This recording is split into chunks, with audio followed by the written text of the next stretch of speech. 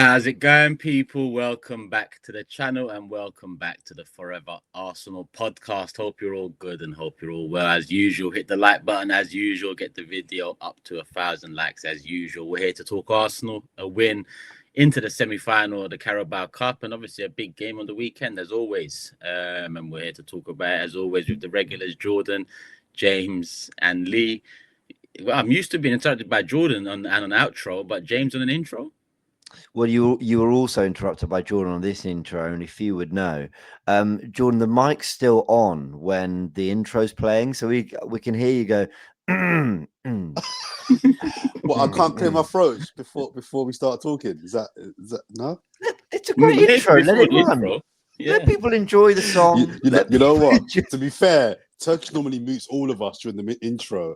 Halfway through it, I realised that I wasn't muted. So that one's not totally on me, but point taken.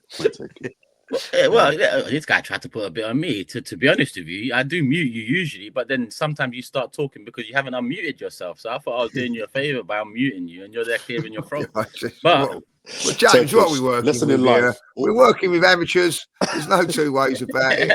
Amateurs. One should put it on mute, and the other one should realise. You know what I mean? Lesson for life: always mute me. Just always mute me. It's better for everybody. Just mute me. I don't think the comment section's going to be upset with that lesson for life. I don't think they're going to be upset with it. What I will do is I'm going to mute it though, because my beard rubs. I heard the last pod, and my beard, when I'm not talking, rubs along the mic that I'm using today. So I'm going to mute myself. Where are you today, anyway? I'm at home. I'm at home, but work's still being done, so we're not quite in our perfect setup yet. But you'll see, something's coming. Did you just say your beard rubs the headphones? The against the mic sometimes, yeah. So I'm gonna have a shave. 3 years in, you've noticed, yeah. That's not fair, well. because for about a year and a half, I was using my other proper Shure mic. It's only recently I've gone back to this. When Jordan scratches his beard, it's like it's annoying. It's annoying. But also, Turkish, we can't hear that at all on yours. Oh, you can't hear it?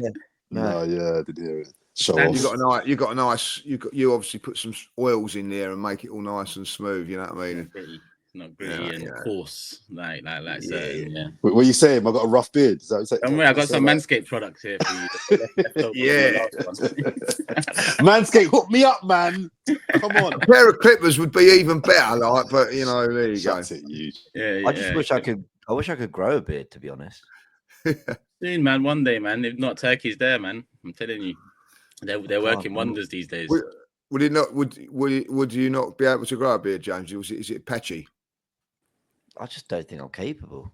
Seriously, I don't grow there. I don't grow there or there. It's just You can apply some oils and soaps and stuff like that to help, but yeah. What thicken it up? There's nothing to thicken up at the moment, but I mean, I don't know. Would a beard suit James? It would. I've got some Jamaican spices and oils that we can give you, James. That will. Don't worry. You'll be hairy. You'll be hairy like rough as anything. You're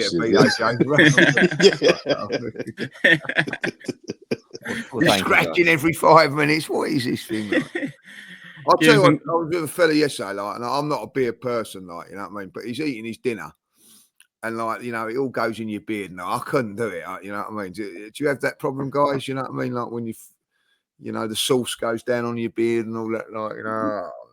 I've got the right method for that, but I do. It does happen sometimes. Yeah, what can you do? The pros and cons of it all. Well, what I like is that we're really tackling the big things in this game so far. Yeah, of course. Yeah. Of course. We're a podcast that really gets straight to the point. I think that's something people really like about us. Well, actually, go on, Toast. Go on. In this day and age, men, if you can't grow beard, it could be a real problem for certain men in the world. And this is something that we're tackling straight in. Sometimes things are bigger than football. And this is one of those moments. I'll link the two things. I'll link the football and the beard talk or the hair talk. I saw a picture the other day of Mikel Arteta, because they were doing it's the Arteta derby, right? And it was a picture of him at Everton and a picture of him like in his current day. And his hairline and his hair, I mean, apart from a couple of greys, is literally the same as it was like 18 years ago. So I don't understand how someone can, 18 years on, however long it's been, have such still a thick front load of hair on their head. I found that quite interesting. The thing is, like, and there's big always issues. There's always people like that. But once they start going, if he does start going bald, just see how quick it happens. Not that I want him to go bald. I don't want anybody to go bald, like, really. But, like, you know, I see a fella with long hair yesterday, and I just instantly don't like them. You know what I mean? I don't know what it is. Have you ever tried to grow a beard, Lee? No. Do you know what? No, I'm not going to try to grow up. I've been, like, sort of lazy and, like, let it go for a week. And you get to a certain stage and it really just itches all the time, and I can't have that. Do you know what I mean? Like, so. All right. Well, hopefully maybe that's something we should try, like, you know what I mean? Maybe do something for charity, like, you know, grow beards. Or you and James. Cut yours off and start again, and us see, like, you know, and then vote who's got the best beard at the end of it. Yeah, I mean, all right. You wouldn't do that. You know, you wouldn't do that, Church, would you? You couldn't shave your beard and start again, could you? No, because I need to save that image just in case. Yeah, I need to change up my whole persona and name and everything, and new passport and stuff. If I shave my beard, you won't know me. I'd like to see it. I'd like to see what you actually look like without your beard. I wouldn't like to see it again. There's videos. There's early AFTV videos of Turkish pre-beard. Light beard though, light beard. Light beard. It was a light beard. Light beard. Like, yeah. Light beard, yeah. James is sitting there thinking 8 a.m. and you got me talking about beard. Yeah. I can't even. I got work soon, guys. Come on. Sorry, people. Apologies. It gets like that sometimes. Hit the like button. Make sure you subscribe. Notification bell on. And yeah, let's talk. Crystal Palace, a 3-2 win, but an interesting game. We went 1-0 down within the first 4 minutes, I think it was. Fought back. I think Lee's mentioned it a number of times over the last few weeks, how we're only getting one quality half of football, and I think the same applies yesterday in terms of the second half performance in comparison to the first. We got a hat trick to talk about, and yeah, probably one of the best 9 performances we've seen at the club for a couple of years, because they've been few and far between in terms of what a natural old school 9 tended to bring, which is great finishing in front of goal. Big up Jesus on that. We'll talk about that. Lee, what was the atmosphere like when I was doing the watch along? It was noted that the atmosphere wasn't that great, and the Crystal Palace fans were the ones that were singing the loudest. And you know, usually the Carabao Cup's a chance for the young fans and the fans that don't normally get tickets to attend, and usually it is quite loud. It is, you know, vibey. Yeah, difficult one yesterday, I think, because when I went into the ground, you sort of forget that that Crystal Palace have a bigger allocation, and they took up the whole end. I couldn't, you know, it's back like, you know, proper League Cup side, proper Cup side. I think realistically, when you've got sort of like, I think it's 11,000, when it's 10,000, all in one spot, they're going to make more noise than 50,000 that are scattered all over the place. You know what I mean? Where you have those sections. So, and they were right on it. I got the Crystal Palace fans. It does help, I suppose, when you score and give them a goal after 4 minutes. And I felt first half we was a little bit. I don't know. Like, I don't really know how the fans felt. I felt there was a lot of frustration at half time and that, like, a lot of frustration. You know. And then I was sort of defending it with the team selection. Everybody sort of saying, "Oh, he should have gone strong" and all that. And I was sort of going, "Well, you know, listen, Crystal Palace haven't got Europe. We've got to rest players at some stage. If you're going to rest players, you've got to rest them in that game. That's as simple as that. See if we can get through it." I honestly think that it was the perfect perfect way to win a game of football, because I think Arsenal needed, as fans, we needed to see if we could come back from a goal down, because I think there's been a lot of, well, I don't know if we can do that, but what a way to respond. You know, second half, come out flying. And the first thing people say, do you remember when Sterling hit the post and I think hit the bar, didn't he? After a lovely ball from Tierney. Everybody's turning around me. Why didn't we start like this in the beginning? Why didn't we start? And I don't understand why we've not done that this season. You know, it's been very, very slow in the first half. That second half, guys, was just so enjoyable. Not just because we won the game, but it was the way we played and the atmosphere. I think the fans got lifted by the team, is what you want, and it was just a fantastic performance second half. And the goals, oh my word! I don't think I've seen better finishes for a hat trick since Dennis Bergkamp's won at Leicester. There was absolutely unbelievable goals. I don't care what anybody says. 2 weeks ago, Jesus running through 35 yards. You might as well have said, no, goal kick. But I think everybody, I don't know about you, but I just knew that he was going to score. I just knew that he was going to score. You know what I mean? Like, it was unbelievable finish. But that's what confidence does, not just in the players, in the fans as well. It was just, and wow, so pleased for him because I got slated last week for saying that he played well last week, but not scoring his goal. I thought he played well again yesterday, but he took his chances so well yesterday. All three of them were fantastic. It needed to be that kind of goal, didn't it? All three of those. Like, I was so happy it wasn't a tap in at the back post. And I'm also happy that it wasn't like a 25-yard screamer. We all know he's got that in him. Yeah. It was putting away 3 times, 1-on with the goalkeeper. Now, that first one, he makes it happen really well with a really great touch. I mean, that was vintage Jesus to get away from the defender. But it's the situation he finds himself in. And he's got a lot of time to think about that third one as he's bearing down on goal. And I'm so happy it was that goal we saw. Even if we'd seen it once, but see it 3 times, and he buried it every time. A week on from what was a shambles of a finishing clinic against Monaco, I was really happy for him. It's exactly what we needed, and he needed. Yeah, all finishes, just very different types of finishes. He had a lot to do for the first one. He had little time with the second one, and he had a hell of a lot of time with the third one. And all 3 finishes were 3 of the best. I put them 3 finishes with Kai's first against Southampton as 4 of the best finishes we've seen in a long time in that number 9 position, because we've been starving for an out-and-out 9. But like I did say a couple of months ago, the situation up front, and I think it's a situation on the left wing, is a performance like that then throws you into the debate, because no one's really, grasping the position by 2 hands in both the striker up front and left wing. I think Jesus chalk and cheese to the way he went through the other night against Monaco in comparison to this one. And I think the first 2 goals helped that. The composure, every touch was perfect. He just looked up and he just bagged his hat trick. And with Lee, I didn't actually doubt him getting that. When I saw him going through, I thought, yeah, he's going to get a hat trick, and he just buried it like a top striker would. It begs the question, why don't we see that more from him? This is probably the last, chance he has to turn it around here and actually, do what he needs to do, or what he should be doing as the number 9, or should be doing on a 250k. But I think his performance leads into him starting on the weekend as well. I've been craving a striker performance like that. Now, we definitely haven't had the answers for that position. Still go in January and get what you need. This can't be look, we've got the firepower here kind of, answer from Arteta if questioned about January. But it is nice to see a striker strike, if that makes sense. Jordan? Yeah, all right, then, as we're being positive, I'll save my complaints for later in the pod.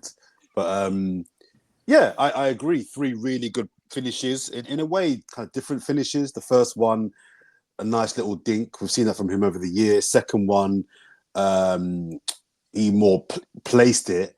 Sorry, second one, he lashed it, didn't he? And then the third one was more instep finish into the far corner. And I'm really happy for him. I'm really happy for him, because I think he did need that. I'm surprised he didn't go down on the first one, because the last year or so from Jesus, I've seen him go down, try and win a penalty, and I'm really glad that he didn't. I'm glad that he stayed on his feet and finished his dinner, because I've seen him in those scenarios try and win a foul or a penalty, and I don't like it. So that was good. And Havertz would have definitely he would have won the penalty, and probably we would have scored the penalty. But true. His leg would have been under Chalobah quicker than we could have said penalty, mate. True. But that's also why I think that it's the one positive as well, because I'm not sure Havertz scores any of those 3 goals. But then Havertz scores goals that Jesus doesn't score. I think Havertz 1-on-1 is. I never have faith. Lee says he had faith that he would score yesterday. Yeah, his 1-on-1 record is just for a striker. It's not convincing to me. So fair play to him. I'm sure we'll get to whether he starts on the weekend or not. I guess my only kind of, if I'm going to put a little bit of cold water on the Jesus loving, and the second half he was pretty much perfect. I don't think we should forget the first half. And I am seeing people overinflating his performance in that first half. I think all the attackers in the first half were non-existent, and I'm being kind. Some were like, even Jesus, I thought were just rubbish. People are telling me about he did make runs, he did try. His output in the first half was shocking. And what I think, I'll give him a 9 out of 10 overall, because I don't think you can get away with being that bad in one half and almost perfect in the second. It's not sustainable. It's not sustainable to be that bad, and that won't happen. I didn't think he was bad. Oh, I thought he was awful in the first half. Really?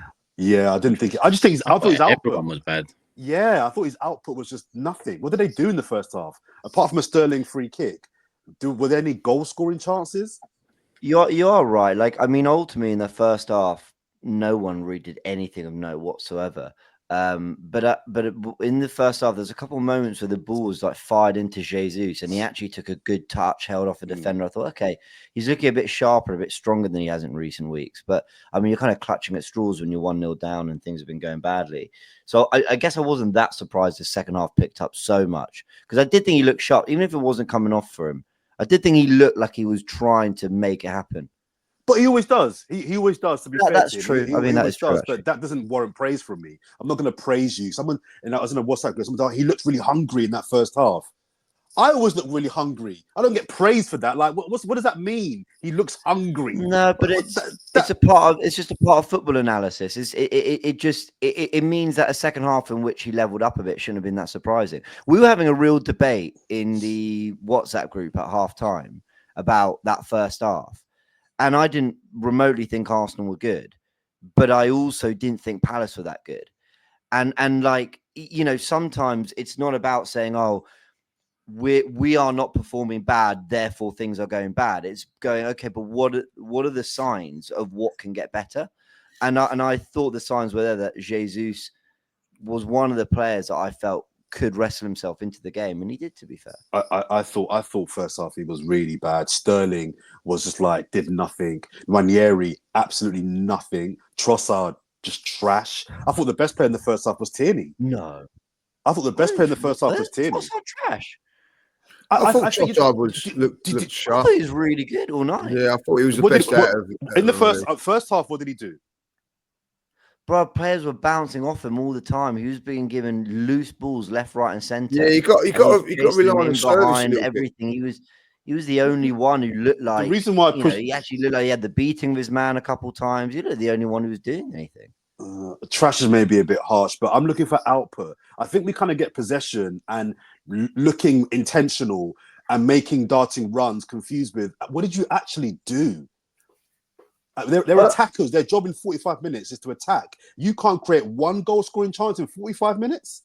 I think you're being a little bit harsh because it's a completely different front three to what we normally have. It's a completely different midfield to what we normally have. So there was never going to be that cohesion that we normally have.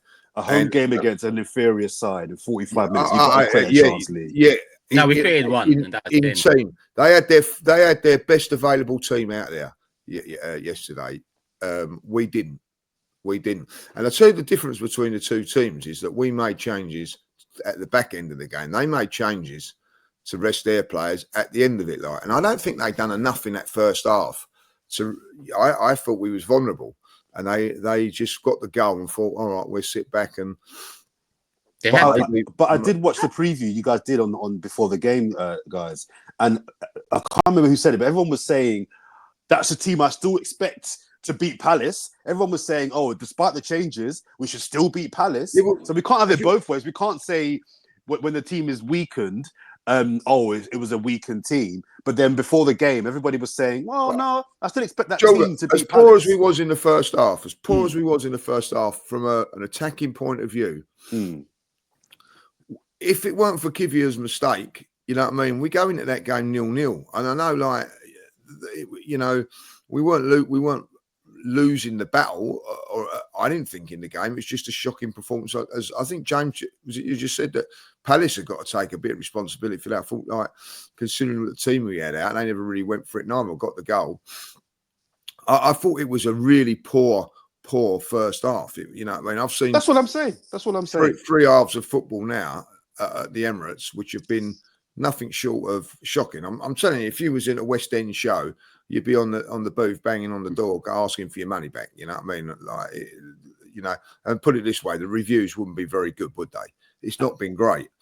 And I guess that's my point. I think my I see frustration what you're is saying. we're not creating chances. And when I hear fans saying, "Oh, we weren't that bad," or "He wasn't that bad," I'm like, there's a pattern now. There's a handful of games now. Even going back to the United game, we won, but I'm not pleased with how many chances we're creating. There's got to be a standard. We can't just, Jesus got a hat trick. We won 3-2 in the semi-finals. Move on. I think we've got to be better. So this is why I agree, and that's where I think the second half it was so much. That's what you want from a second half performance. Yeah. There's going to be times when you might not be able to get back in the game, but you know from the get go, we attacked down the left through Tierney, hit the bar on the post. It was exciting. There was like. We created chances. There was an excitement. The team actually lifted the supporters. We didn't see that against Everton. That's what you wanted to see against Everton. That's what you want to see every time you go over the Emirates.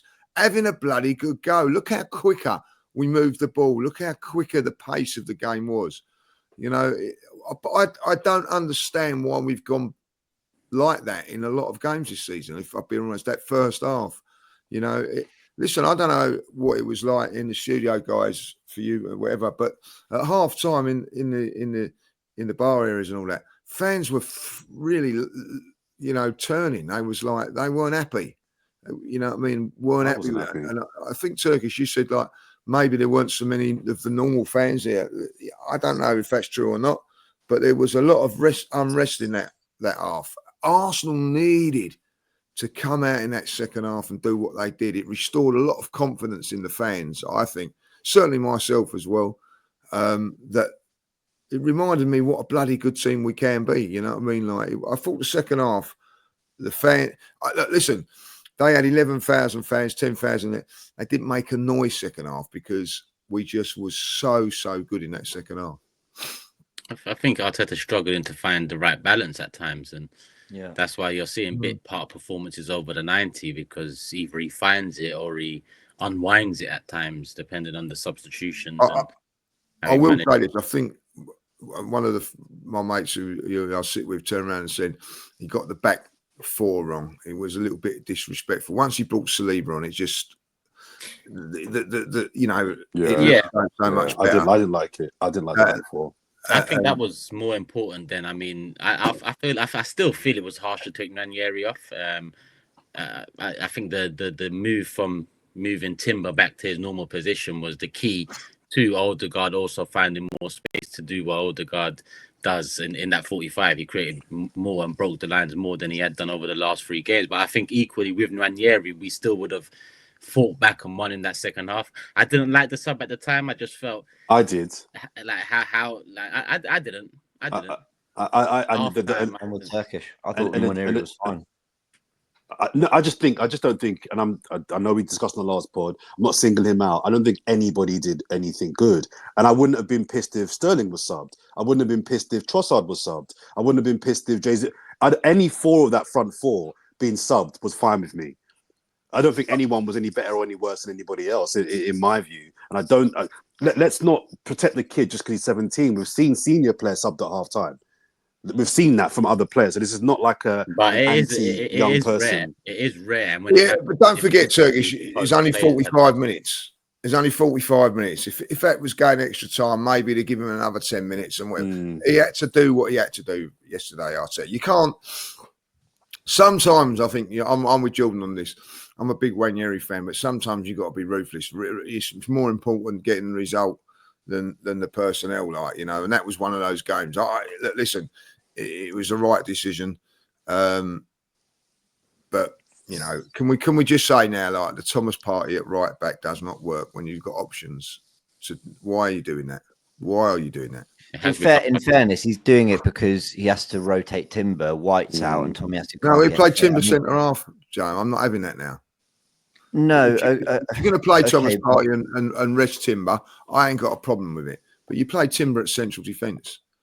So okay, I'm talking more across the season. He's having, he's got to manage all their minutes a little bit. Yeah, and, yeah. Look, for what it's worth, I thought he rotated a touch too much for the starting 11, but whatever. Like, I get Partey's playing that out of necessity. It's not. This isn't something he wants to do, I don't think. Although I thought Jorginho was brilliant on the day again. I keep saying I don't care. I thought he was really good. He didn't stand out to me, but he's not one of the players that we were looking at in terms of all this rotation to stand out. We know what Jorginho brings, and I think we're content with what he brings.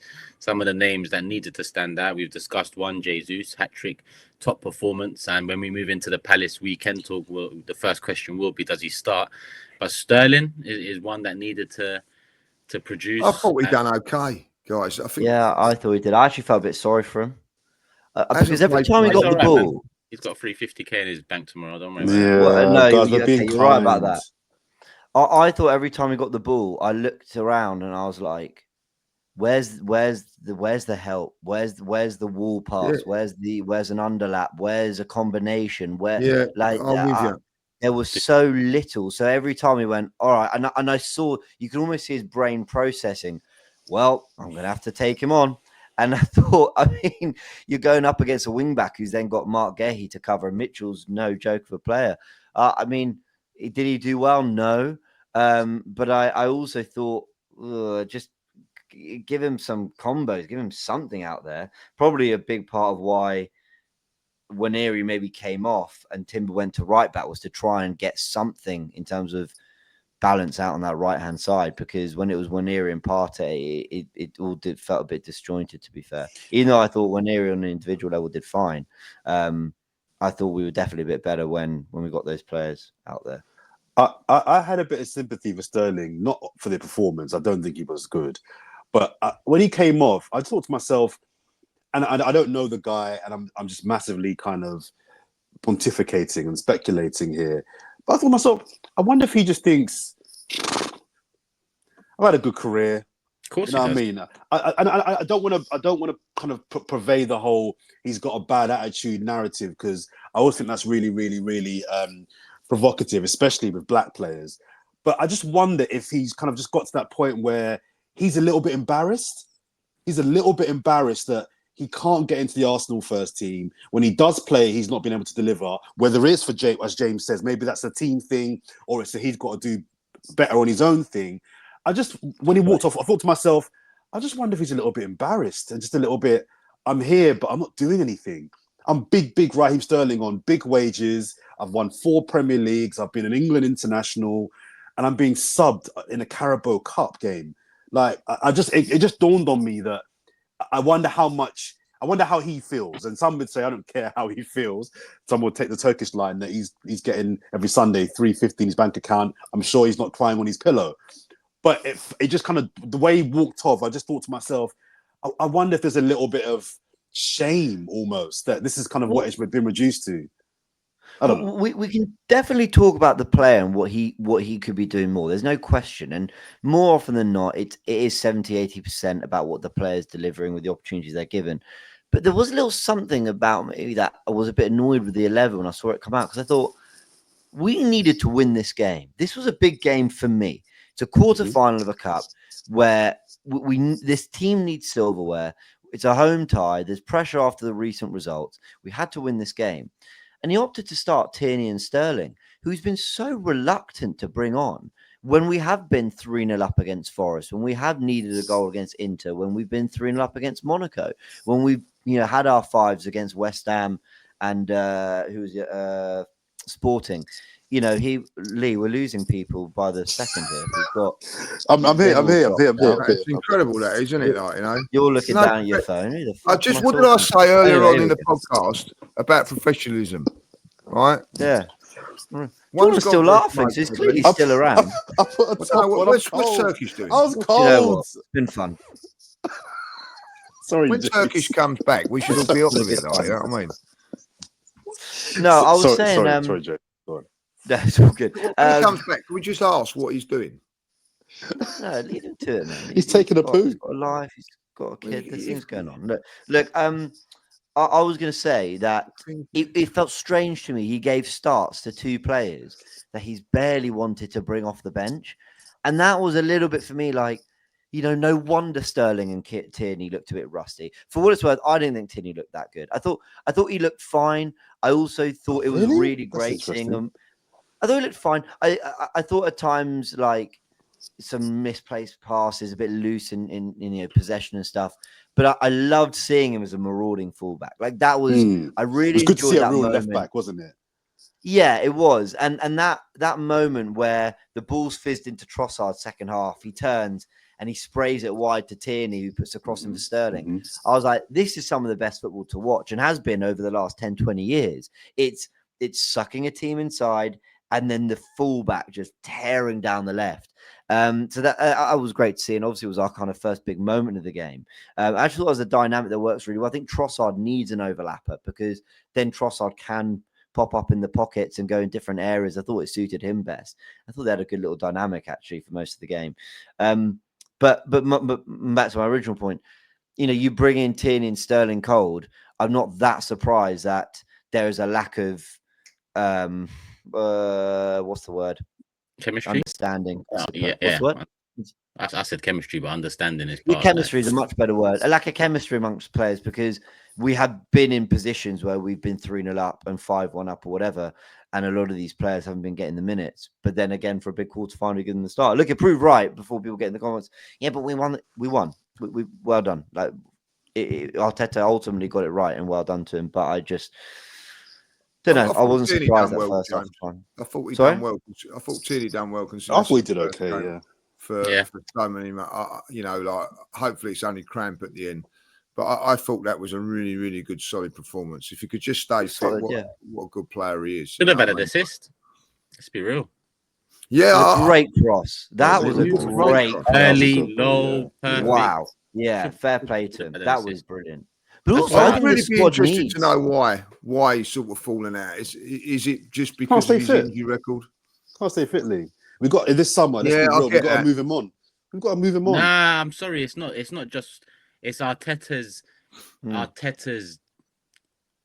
meticulous needs for because Zinchenko's always injured. He always comes back in. Tomiyasu's always. There was a time where Tierney got. He wasn't injured for time. He was on the bench. He wasn't like.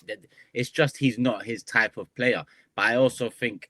That's holding Arteta back right now as well. Not the left back being it, but I think certain positions not being the type of player for Arteta is holding him back now. Whereas at that time, he made it look ruthless and it made sense. We improved defensively.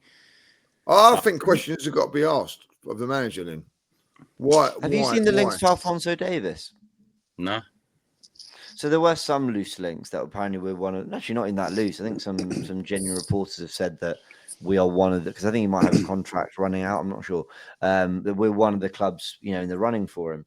And I think we need that profile of left back, the left footer up and down. Basically, I can be a kind of winger in possession for us. And look, I love the inverted thing. It's the way the game's gone, and we do it quite well and all that. Yeah, I get it. But I really enjoyed when Tierney did get forward. I thought it was really exciting to watch. I think that is some of the best football sometimes when you've got that kind of profile of player.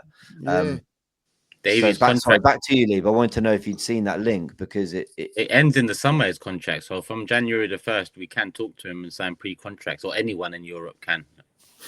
He's a very good player. I mean, I don't think he's been at his best since a few years ago when he tore Chelsea apart at the bridge and stuff. But, I don't know, that kind of player. I think we could use some of that out.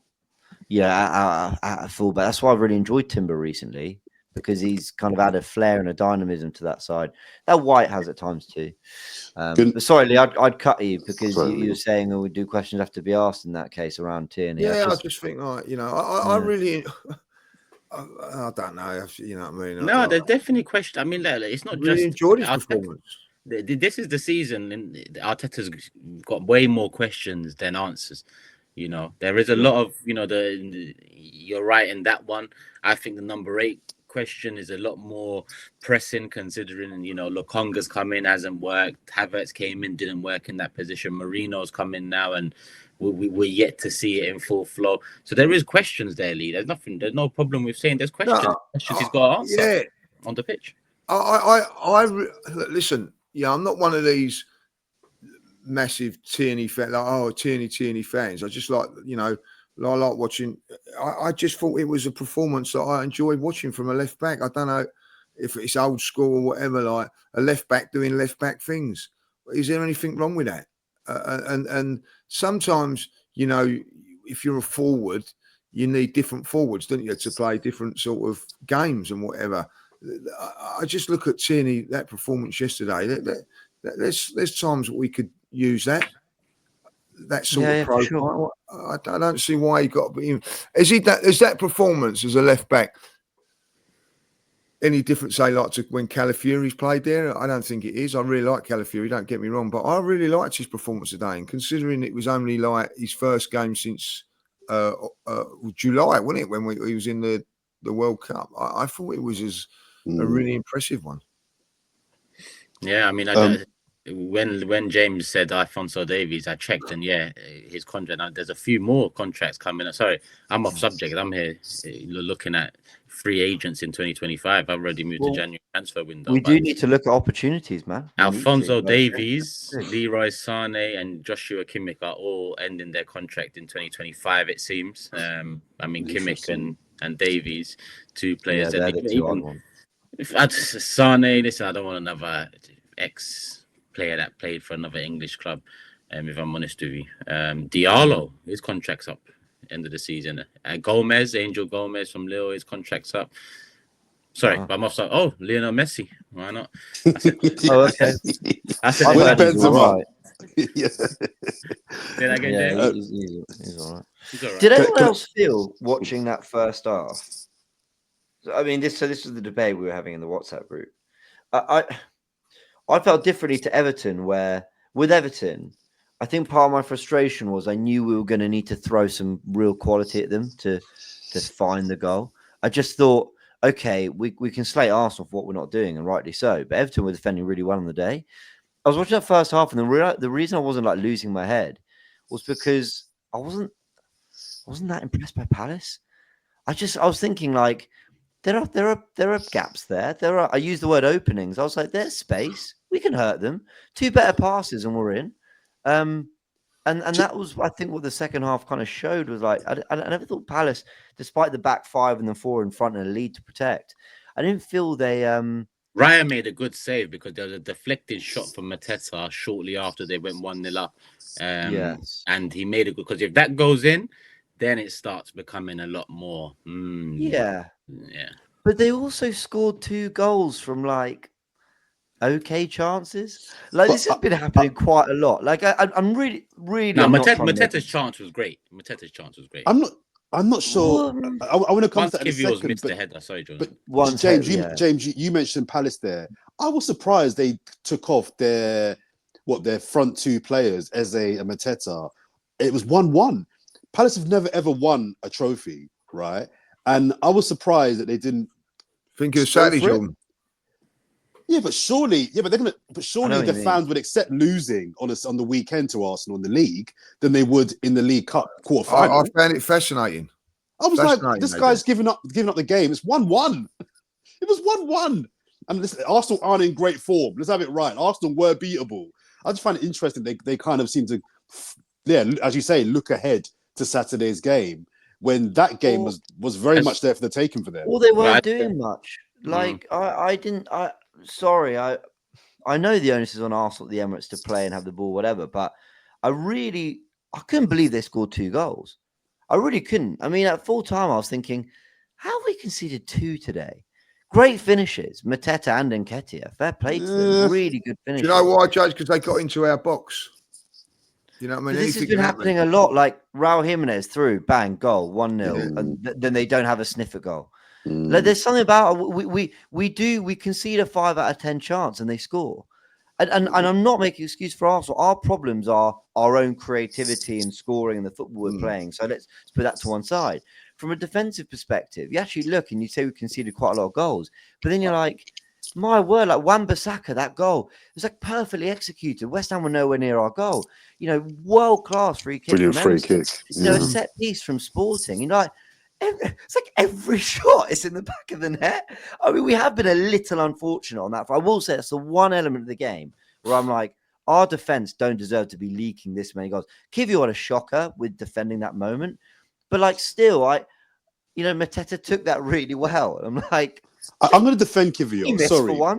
I'm going to defend Kiwior for a second because Kiwior's getting a lot of heat, right? And what I don't understand amongst some of the fan base is, like, Kiwior's our 4th choice centre back. Like, I was in a group yesterday with some Arsenal fans saying, comparing it, maybe even maybe even lower, right? So they was comparing him to Mustafi, and I'm like, Mustafi was starting for Arsenal.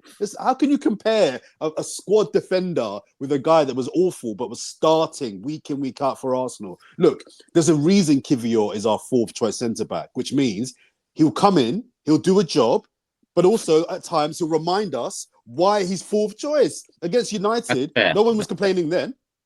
Listen, he ain't a bad defender, Julian. He's not a bad defender. He's just prone to guys, I agree. He's just prone to a mistake. And unfortunately, at this level, if you make that mistake, but is he prone to mistake? I think even that's a bit harshly. He's made mistakes, but prone to mistake implies every time he plays, he costs us in some way. He makes one mistake a game. But at this level, you get punished for that, like, you know what I mean? So you've got to cut out those mistakes. You know what I mean? The goal's a shocker. If you look at the goal, it's funny because at no point does Mateta look at the ball. And conversely, at no point does Kiwior look at Mateta. It's really weird goal. If you look at it in slow-mo, so strange. I agree. Mateta doesn't look at the ball at any point. He's thinking about the space, and Kiwior's like just looking at the ball, but not really thinking about where. It's a shocker. The finish. By the way, could Ray have done better with the save? Yeah, I thought he looked a bit. Probably. I don't think it was well strike. It was well taken, but he could have closed down he could have closed the angle a bit more, in my opinion. But But on Kiwior, like, I mean, I'm not joking when I say who are starting centre backs, Saliba and Gabriel. Okay, if one of them's injured, I think we sooner put White centre back and Timber right back. I think so that's 3 centre backs. I think Calafiori starts centre back. Surely, Gabriel's out if fit. I then think Tomiyasu plays centre back if if one of them's unavailable, we need to keep our fullbacks intact. And then, Timber centre back. I don't know. I mean, maybe now, guys. Also, can I say this? Really low in that pecking order. I'm going to stick up from here. Look how much better he looked when he had Saliba alongside him. I'm defending him. I'm saying that's where he's in the pecking order, and he's actually a pretty good defender. But you're playing him alongside Timber, like, you know what I mean? Like, if you're going to play Timber, play him alongside Saliba or Gabriel. I get why Gabriel was left out, by the way. But I don't think he done him any favours by doing that, because second half, more assured. You've got to realise what he is and who he is. I think, it was a little bit harsh on him to do that, like, So, but I thought, again, give credit where credit's due. His response after that, it was good. Yeah, was really good. He wasn't panicky. He wasn't shaky. So he responded really well to that mistake. And I agree. And on the topic of centre backs, I felt like yesterday, well, not just centre backs, but once upon a time we relied upon holding the title race. But it felt like how do I frame this? It felt like the open your fucking eyes and smell the coffee derby, because they've had a couple of players from us over the years that they've bought that we've nice catchy name there for a derby there, Turkish. That we've sang about. I was thinking of that name too, actually. Yeah, I've got away with words. Hashtag that. I've got away with words sometimes, but we've Holding played 1-2 games for them, and then he was exiled. Eddie played like 6 games in a row, then he's been on the bench since. These are players that we once I saw the fan base twerking for, saying they're good enough. 1,400k, yes, believe he'll be good. Hayland, Holding, hairline, all of this stuff over the years. And they went to Crystal Palace for a handful of games, and Palace were like, nah, off you go. It is weird though. I thought Where is Rob Holding on? They're not good enough. Does anybody know where he is? Palace Where is had Rob enough. Holding? I don't know what No reasons. idea. I don't know if he's been in the squad or if he's got He's still injury or there. He's still at something else. Palace, but he's not. Yeah, playing. but has he been like? Has he just been on the bench and never played, or is there something more serious going on? Obviously, I hope not. Yeah, But it's a bit of a worry, isn't he? He's gone there and just disappeared. He's not even making the bench. Yeah. I do think. I mean, understanding whatever the context is for certain players not playing or whatever. I actually think the point Turkish makes is important, and some people go, "They've left. Why do you care? Stop." But actually, I think this is important. Like, there were players that we really tried to like make excuses for and say, well, they can play a part with it. And look, maybe we just did that with Kivior. And we say these things and then we see them go elsewhere and they're not even cutting it there at all. What was that famous Mourinho quote? Go find out how they play, no, where they play, how they play, if they play. And it's like, but that's a really serious thing now because we've been calling on Arteta to be ruthless. And I think a little bit that being ruthless is, are you giving minutes to someone that wouldn't start at 12th in the Premier League table? And if you are, then and you know, Eddie Nketiah was starting games last season, the first half of the campaign. He absolutely was. A year on, £30 million signing for Palace. So they actually have a financial motive to try and make this work. No, not doing it because Mateta's a better player. And I was in a massive debate with an Arsenal friend of mine in the summer where I said he wouldn't start over Mateta. He went, "Nah, come on, you're doing too much now." He wouldn't. Yeah, and he's actually played wide left, didn't he? Mm-hmm. Well, I don't listen. I don't need to batter anyone on a podcast. He actually scored a really good goal. Great header. Great header. Great header. And I thought really honest, hard-working player. Jordan, that was a great header. I thought that at first. Sorry, I know James is midpoint. I thought that at first, but if you look at it, he's jumped. It is a good header because he's jumped too early. He's actually caught it. His timing on the jump is actually not good. But again, can Raya do a little bit better?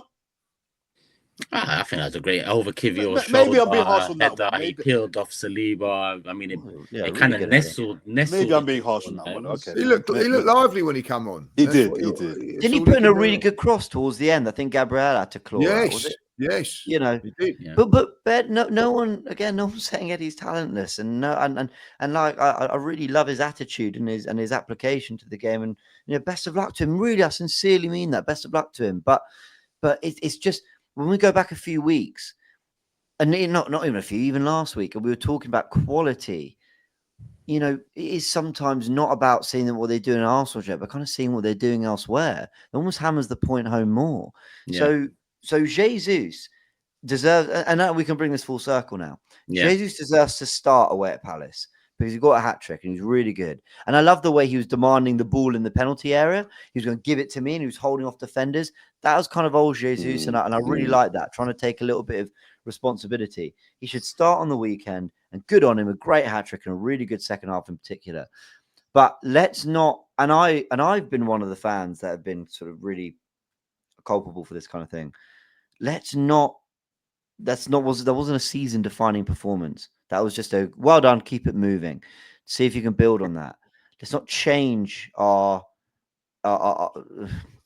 evaluations of the last couple of months for a second half in which players kind of stepped up for the first time in a while. I really like Jesus. He's not one for a lack of trying. So keep that application going. Hopefully he has more success in front of goal and more performances like that. But ultimately, I haven't really changed my mind on the quality that we desperately need to. And I thought Trossard had a good game, but again, come on, January, let's try and do something. I think it's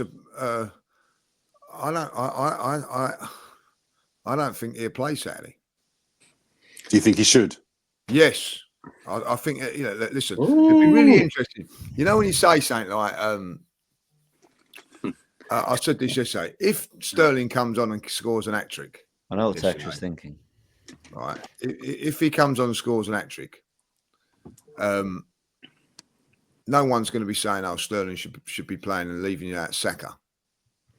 So, but it's a bit of a false equivalence because Havertz hasn't been doing what Saka's been doing. No, and Saka has. So, do you, if Sterling had scored a hat-trick, do you try and find another position for him or whatever? The reason that I think that Jesus stays is for that thing is that, yeah, all right, you're resting Havertz, but he's come in and got a hat-trick, and Havertz hasn't done the business in the last few games. So that's why I would go with it.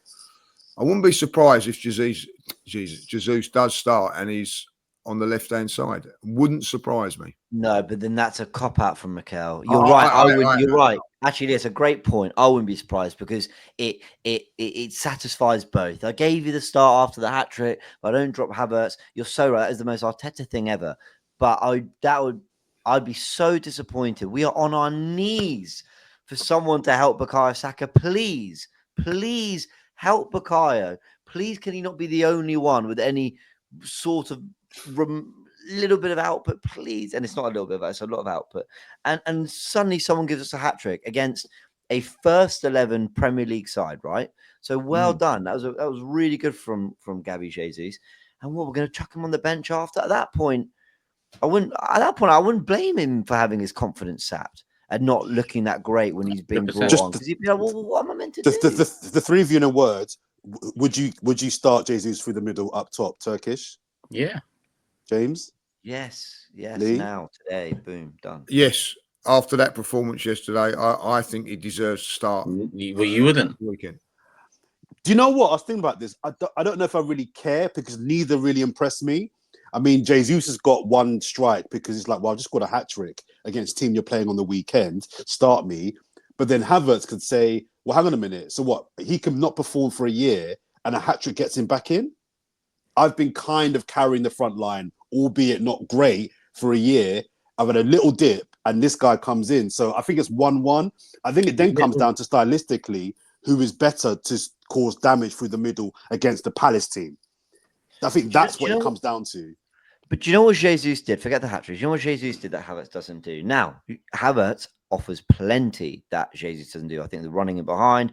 I think some of his hold-up play at times. But Jesus, for me, in that game, he was saying, we need to access the middle, like run it through me.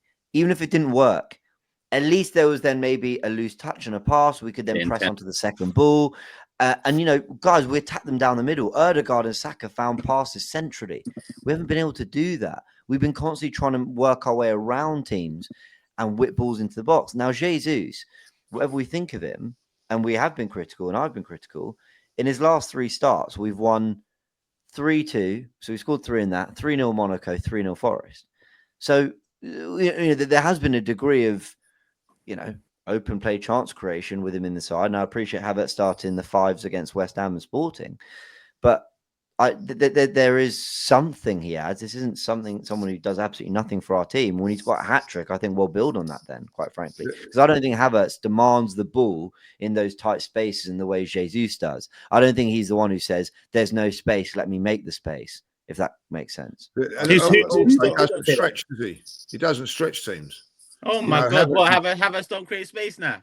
No, it does it in a different way. Holds up the ball. He's a space invader, Turkish. He invades the space. But some people tell me he creates it. I don't know what's going on. No, there's a difference between a creator and someone that attacks. He attacks the space, Jesus, from behind. So it opens it up a little bit more. Like I think at times we've especially when you're playing a low block, Havertz is just playing in front of that block all the time. Like you need someone to go in behind to stretch it.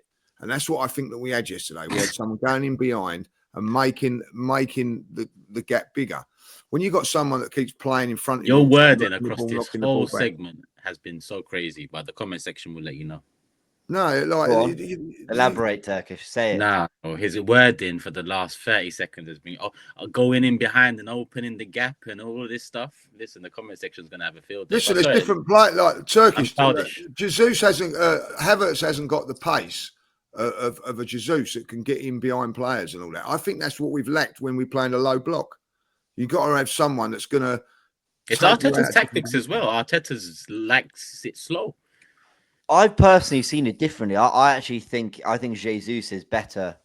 I've seen the opposite personally. I actually think Havertz does a better job of making runs in behind. And I think Jesus is better at saying there's no space, so give me the ball and I'll try and find something with some flair, a turn or a bit of skill or whatever.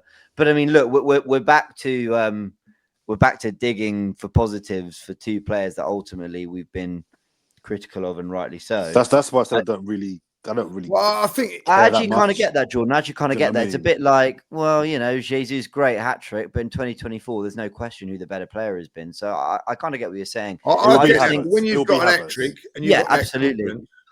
You've got that hat trick, you've got that confidence. You then have to back it up on Saturday.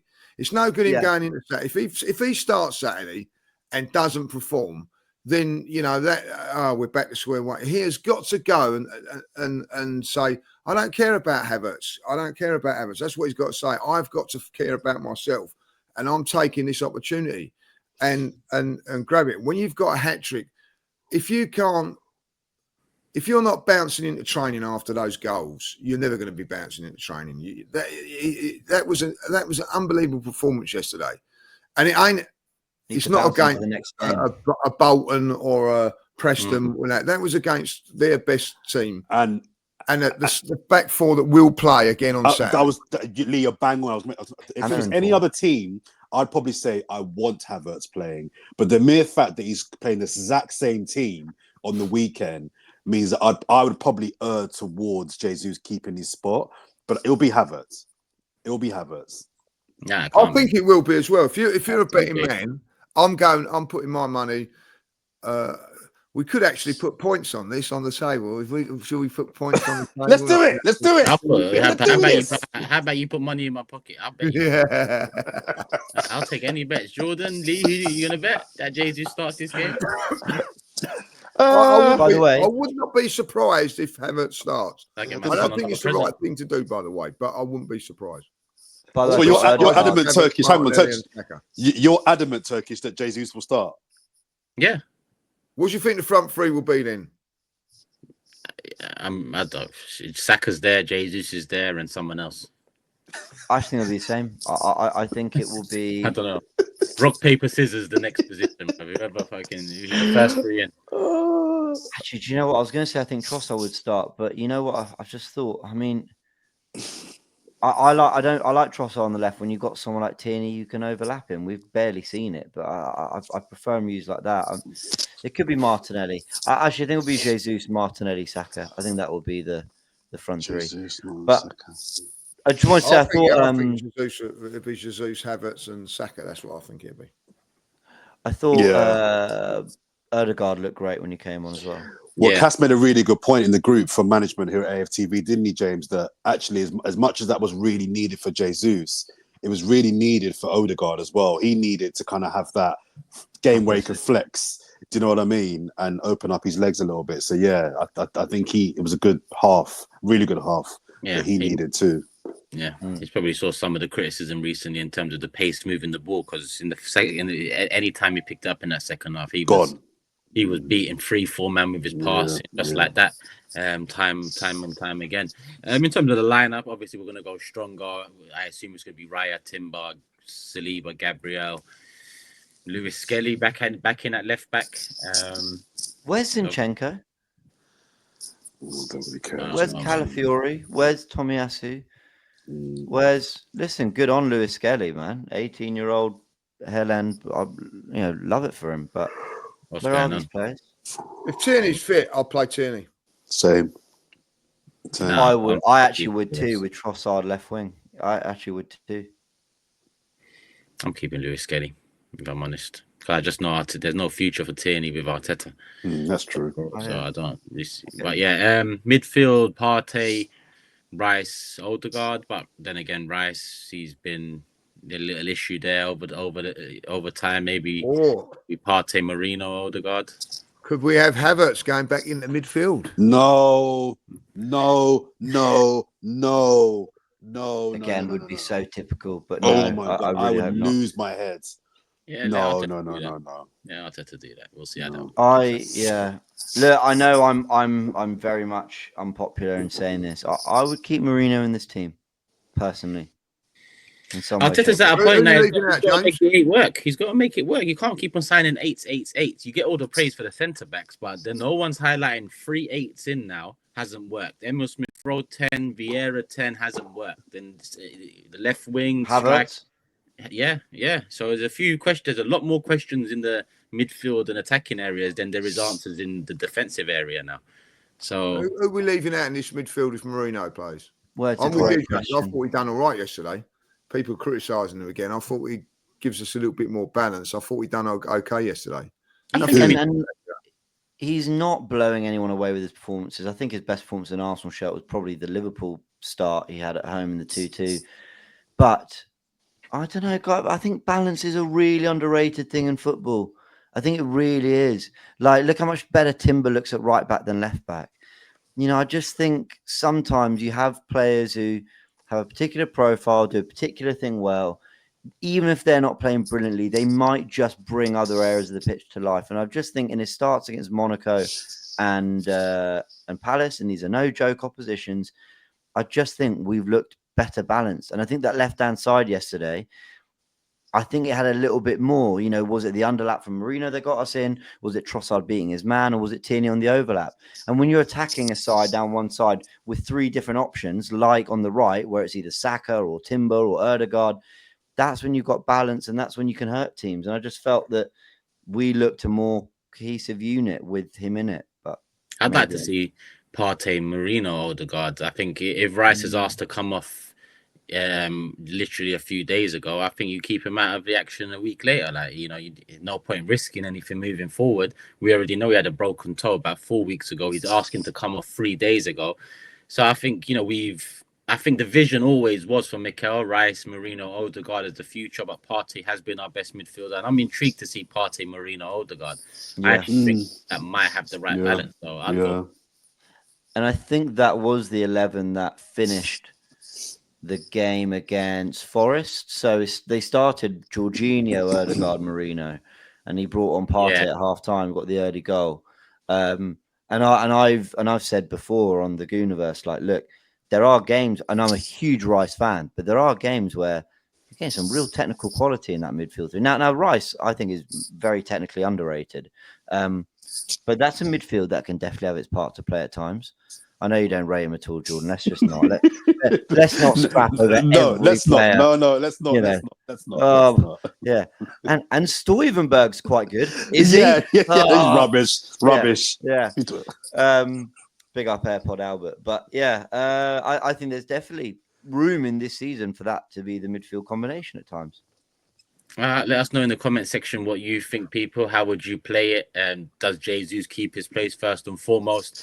I think it's a unanimous yes, but there has been some debate here. And what would you want to see, and what do you think Arteta will do in that position? And across the board, let us know your thoughts. Hit the like button. We've passed an hour, so hopefully we've passed 1,000 likes. Prediction table time, and that will obviously lead to the predictions. No real change. Everyone got a point. And I know James made a tongue-in-cheek joke in the WhatsApp group about my reaction to the header, and then realizing it's Eddie. But then when I realized that header stopped James getting another correct score, it might be the most important goal Eddie's ever scored in my life. It's up there with the Man United winner. James, you had 3-1. Yeah, he had 3-1. Oh, Eddie, man. Now, do you know what? Now who had 2-1? Podcast. No one had 2-1. I think he had 3-1. Jordan I had 2-0. 2-0. You had 3-0, Lee, and I had 2-0 as well. 2-0. Yeah, I went with the same. Oh, Eddie, man. And I said good boy. Good boy. In 4 minutes of that game, James was the only one that could win it. Yeah. And to be honest, it looked like he was going to if it wasn't for that header. Good boy. Good boy. Yeah. Good boy, Eddie. Guys, I'd be clear. Six correct scores. I mean, that must be Eddie. already. You've gone up in my world, Eddie. You've just gone up in my Signing back. That's what I say. From defenses in trouble to predictions in trouble. Eddie's come a long way, man. He's come a long way. Eddie. I know we're doing predictions, but quickly, didn't ask you guys who do we want in the draw next? Do you have a preference? Oh, good. I want Tottenham or United, whoever wins that. I can't believe I don't want Tottenham. I'm now I want United to win it, but whoever wins that, I want them over 2 legs. I want Newcastle. Sick of losing at St James's Park. I can't believe there's Spurs fans out there that want Spurs to win tonight. Arsenal fans want Spurs to win tonight. I can't believe it. I've been brought up differently. I'm really sorry. Yes, if we get them if they do beat Man United, then I want them in the semi-final. Yes, I'm not saying that I don't, but I can't have them. You know, I don't like Man United as well. Coming, you know, yeah. But I, as an Arsenal fan growing up, and probably maybe this is because I'm in a more of a Tottenham-based area. I don't know if this fits, but I have been brought up to not see Tottenham win a game. Mm-hmm. I'm sorry, I you know, it doesn't matter who they're playing. Europe, I know my granddad was a massive Spurs fan, and when I would be cheering on Bayern Munich or Dynamo Zagreb, whoever, he used to cop the hump with me saying, "Right, how can you support a team that you know that's not in England?" Like I said, "Sorry, Granddad, I cannot have them winning any game."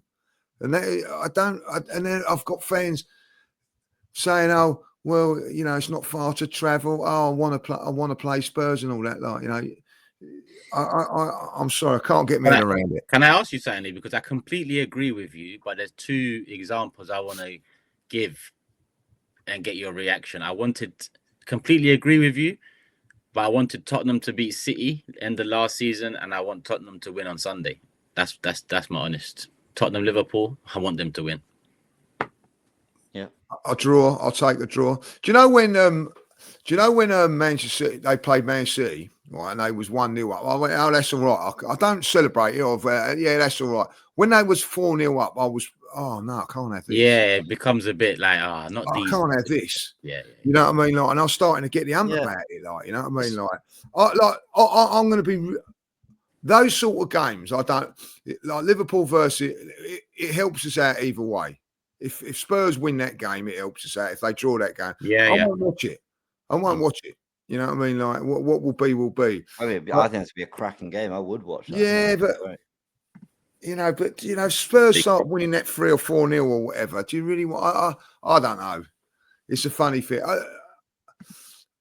But that's a different thing. You know what I mean? Like, I want them out of this competition. You know what I mean? I want them to. I want Tam. You know what I mean? Like, I don't even know what colours Tam wear, but I'll be wearing their colour pants on that Saturday. Like, you know what I mean? I want that. Whoever. I don't want them to win a game. Like, you know. Listen. I want Man United to win 2 games a season. That's all I want Man United to win. I want Chelsea to win 2 games a season. I want Manchester City to draw 2 games a season. You know what I mean? And that's against them. I can't, you know what I mean? I despise Chelsea, but I always want them to beat Spurs. Yeah, I'm with you majority of the time, but not Sunday. Sunday, Tottenham, put it out the bag. But yeah, generally I agree with you. Let's do the predictions. And you know what? I'm gonna maybe because I'm last, but I don't like how obviously it's unusual that I'm last, but recently I've been, you know, my predictions have been going before it gets to me, and I'm sure I'm going to change the rules because I'm bottom of the league. No, but and didn't we make it? Didn't we make like? Listen, 3-1 is my thing, right? And we fucking James is going 3-1 week after week. How am I going to catch him? How am I going to catch him? You can do 3-1 too, you know. No, you're bottom of the league for a reason. That's it. And I got you're bottom of the league for a reason. And I got Turkish is the Man City of the Fourever Arsenal table. Like, I'll tell you what, it's my ball. Let's go and play. And we're not playing no more. I'll fucking kick this ball over the gate and go home. It's a disgrace, Lee. It's a disgrace. Yeah. Always bringing up history, Turkish. Always bringing up history. Live in the now. What are you doing now? This is incredible talk. Yeah, I get what Turkish is saying. I don't. No, hold on. In all I know his humor. He's gonna end what he's gonna say with 3-1. The mug. I know his humor. He thinks I don't know him. If he doesn't, I am. Go on. I was gonna defend you. We've said this before. We've said this before that it actually makes sense for the person chasing to actually put their score in first. Because they're the chasers. We discussed James, you might be right. We'll do that in the new season. No, yes, yeah? But then listen. The reason that we changed is because by the way, 3-1 for me. The reason this is the way because say if you're the chasing, you read me like a book there, Turkey. You're just going to go on what everybody else is going to say. If I'm winning this competition now, 14 points out, right? Yeah. From now on, all I've got to do is just if you just follow follow the person that's got the most. So like James is up there. James goes 2-0. I'll go, all right, I'll go 2-0 as well. He's not going to catch the gap on me. This is how it is. You won. No, you won but your first title there's pros and cons on being the snake that you are. That's how you won it. Like, you know what I mean? Like, you know, that is why the rule was changed, because you was following. I was the only one that could catch you, so you just kept going with my score. You snake. That is why it was changed, and now you want to change it again. Not having it, Lee. That's actually a good point. That's actually a good point. Yeah, you can't go the other way. You actually but that's what he done. Like, I'm trying to chase him down. I went, I'll go 3-1. 3-1. I'll change it. 2-0. 2-0. And the thing is, guys, Turkish mentioned it like we were going to be like, Turkish brought it up like, he put we would be like, actually, yeah, you got a point, you know. No, get out of it. You think I thought you are gonna say you got a point? I know who I'm dealing with here. Don't worry about that. All right, James has gone 3-1. No, I won't actually. I actually 2-0. Okay, so James has gone 2-0. Jordan's gone 3-1. No. You can have it. I'm going 2-1. All right. Lee, please, the best thing you can do. Go on, Lee. Best thing you can do. You know what to do, Lee. I know you read the assignment. I don't think we get 3 there. That's the only thing. So I'm with James 2-0. A 2-0, 2-0, 2-1. Sounds like a 3-1. 3-1. Let's do it. If this finishes 3-1, I'm gonna go crazy. Let's fucking do it. Let's fucking go, boys. Also, like, why do we all think we're winning? Shit. It's a good point. It's a good point. We're riding the Carabao wave. I just clocked this. We might not win this game. Yeah, it's a good point. Why are we all just like? It's a good point. Shit. Can we revise our scores actually? Yeah. No, you lot can't because it's my turn. I meant 2-0 Palace. I'm joking, by the way. Please don't. 3-1. It does sound ambitious, but you know what? Let's do it. 3-1. I think it does. I think none of us would be surprised if we did the pod on Sunday and we drew the game. No, I wouldn't be surprised. Jordan, I'm with you. I wouldn't be surprised. But you know what I see yesterday? I did see them play out their best team, and I see us not. And then in the second half, even we didn't have all of our better play. I see a goal. Yeah. That's why. That's why I've gone for a win. I know that home advantage changes it around a little bit, but I did see a golfing quality yesterday. Yeah. I'm going to lead on that and stick with my 3-1. All right. Predictions made, thoughts given, like button hit, I hope. Let's do the comments of the day. Who's ready? I actually have one ready for one. Go on, James, go on. And I think this is outrageous from Ryan Arsenal. Ryan Arsenal. Yes, I got this one as well, yeah. Taking the piss. In capitals as well, with a clapping emoji at the end. Fucking taking the piss. James, you have taken 2 weeks. He actually says you have took 2 weeks to do your room up, and all I can see is 2 posters. Well done. And a clapping emoji. And you can only see one of them because your head's in front of the other. Yeah. I know. It was a poor design choice. The work I've done on this 2 weeks of tearing this place apart, and I'm not going to flip my camera around because you see more of my bedroom, but just the work I've done for that feedback. Is this the final product though? No, there's still more to do. What I was going to do, I was going to have frames up there, which in shot now would look quite good because you have nice frames. I've got like old football shirts with my name on the back that I want to put up, but it looks really tacky outside of like the 1 hour I'm on Fourever. paint your door grey, I think. Oh, I could do that. I could do what I really should have done. If anyone's watched the Gooniverse, you'll know I have a really nice dark blue background all around here. I should have painted the rest of the room the same color. I don't know what. I didn't think I was going to be filming behind brown. Blue and white. You got it at the moment, have you? Huh? You got it blue and white at the moment. It's like a cream. Yeah, I've literally got 2 walls dark blue and then 2 walls like a white creamy. James, he's baiting you. He's baiting you, James. Well, bait me for what? For description of my bedroom. What color? what color do you say? Blue and white. Oh yeah, very good.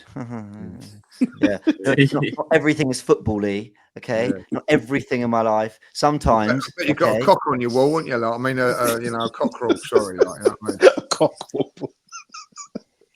Turkish, you go next. Go next. That's why I gotta go work. Man said, I have to go work. First of all, I don't know how you know that. I just said I bet you have. That's what I was saying. Well, you win the bet. Yeah. Perfectly complements the aesthetic of the room. That's why you didn't want to show your camera around. We know. You know that piece of art that's gone recently? It's just a banana with the tape on it. Yeah, James has got something else on it. Oh, jeez. Anyway, thanks for that comment, Ryan. I'm glad you're impressed. Go on, who's next? I got a couple quick ones. I got this is a nice one. First of all, a nice one. This is ranked as my most watched podcast 2024, and I only started in August. I love this pod. And these four, big up yourselves. And I've got another one which made me laugh, but I don't quite know why. It's got Jordan, the type of guy to sit in front of the sofa. Like, I found that funny, but I don't quite know why I found it funny. But what type of people? Yeah, I'm with you on that one, Jordan. I really am with you on that one. So, you know, we agree at last. There's always something that everyone feels is like a normal opinion, and you'll just have a complete opposite opinion. Like, you're the type of guy to look at a sofa that is for sitting on and going, I'm sitting in front of it. Yeah. Oh, is that what it means? Okay. Yeah, it's like I'm not. I'm sitting on his bed. He sits up. That. I'm sitting in front of it. Yeah. Yeah. You can all sit on it if you want, if those are your standards and you're all right with that. I'm sitting in front of it. I'm sitting in front of it. As his dinner in the bath. I know. Yeah. He's just one of those. He's just one of those. What, you don't? You don't, Lee? Yeah. Because I'm closer to the TV. No, but listen, it's not through choice. I haven't got a table high enough to be able to sit on. I've got a coffee table, so I've got to sit anyway. I know exactly what they meant by that comment. I've got you. But we love you, Jordan. Like, I love you too. One quick shout out as well. I want to big up Andre, who I bumped into in the yard shop refill in Brixton a few days ago. He's a big fan of the pod. He said he's got a photo of all the Arsenal crew except for Turkish and you, James. I think he's got Robbie. He said he's met Lee before. He's a big fan of the podcast, and he paid for my bun. So I was literally going to order my bun. From Jamaican culture, we have bun and cheese. I went to pay for it, and the woman was like, "No, that gentleman's paid for it." I was like, "So nice." Lee had something else. No. Paid for your what? Oh my god! Yeah, Lee will hear something else. Anyway, big up Andre. 9:30, Lee. What the hell is wrong with you? Yeah, early, man. This is what this show that lives me up. I'm tired as anything. You're ready for the day. I've had 4 hours. What the show does. Yeah. This is my coffee. This is, you know what I mean? Like, it's unreal, right? You know what I mean? Jordan's buns and fully paid for. Fully paid for. He didn't have There's something wrong with you, Lee. There's something wrong with you. There is. It really is. I hope they would ice him buns. Shut up. Turkish, any comments? Belgian buns. Brixton buns. Little cherry on top. It's immature. Just grow up. Just grow up. Oh, God, let's go. Just grow up. Just grow up. I feel like I'm at school. Grow up, son. Go on, Lee. What's yours? Listen, I can't pick one. I just got to say, like, thanks for all the wonderful comments in the section. Loads of them, like, for the support and the love. I just can't thank you enough. So, yeah, for the community of the Fourever Arsenal, I'm blessed to have you as followers and whatever. So, thank you very much. Point off. Yeah, I mean, yeah. Good on you and all Come that. On, Lee. You could have picked one. But if you want to send me a free bun, feel free. I got a couple. Echo. This one I like from Echo. It said, Lee, please don't ever change. Your fan cams are always authentic and honest. Same applies to the James, Jordan, and Turkish. Keep doing you, boys. We will be there. And I also like this one from Jay London. Quote marks, shit, I've been shot. Could I saw that. I saw that as well. Everyone stop getting shot. Shot. What If a you know, bang. you know. What a banger. On that note, people, love for the love. Hit the like button. Peace. We're out.